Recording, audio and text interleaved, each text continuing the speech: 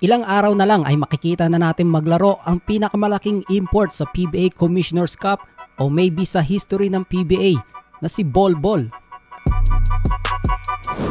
7'3" at former NBA player na ngayon ay import na ng tropang 5G. Sa wakas ay makikita na rin natin kung paano maglaro itong si Bol Bol sa PBA. Sa lahat nga ng mga PBA imports ngayon Commissioner's Cup, si Bol Bol talaga ang masasabi nating pinaka-inaabangan ng mga Pinoy fans. Sa Friday na ang debut game ni Bol Bol against sa Rain or Shine Elasto Painters ni Coach Yeng Guiao. Siguradong dudumugin ito dahil maraming fans ang gusto makita si Bol Bol in action sa PBA. Idagdag mo pa dyan na ang second game ay ang Macau Black Bears versus Barangay Ginebra, kaya naman expect na natin na dudumugin talaga ang Araneta Coliseum sa Friday. Samantala, handa naman ang Rain or Shine sa isang malaking laban nila kontra sa TNT Tropang 5G.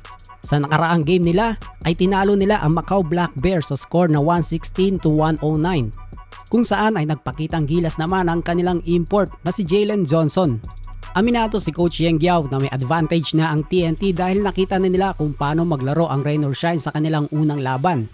Ayon kay Coach Yeng, nakita na ng TNT kung paano maglaro ang Rain or Shine, samantalang sila ay hindi pa nila nakikita kung paano maglaro itong si Bol Bol.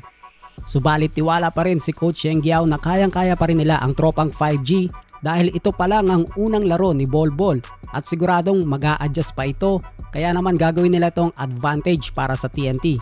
At may point din naman si Coach Yeng dahil matagal na rin hindi nakakapaglaro ng competitive basketball itong si Bol Bol. Ayon sa kanya ay pwede maging advantage o disadvantage, depende na rin sa kanila o sa sitwasyon, pero may ilang araw pa naman daw para maghanda sila. Nagdagdag naman ng komento si Jojo Lastimosa tungkol kay Bol Bol. Ayon sa kanya ay good as advertise itong si Bol Bol. Kung ano ang nakita natin sa kanya sa NBA ay ganun din naman daw ang kanyang pinapakita sa practice.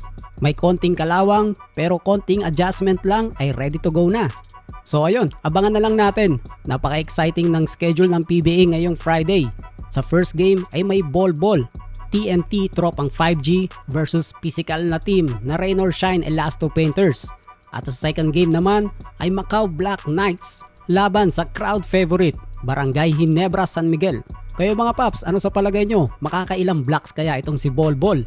Comment nyo na yan down below at babasahin natin yan.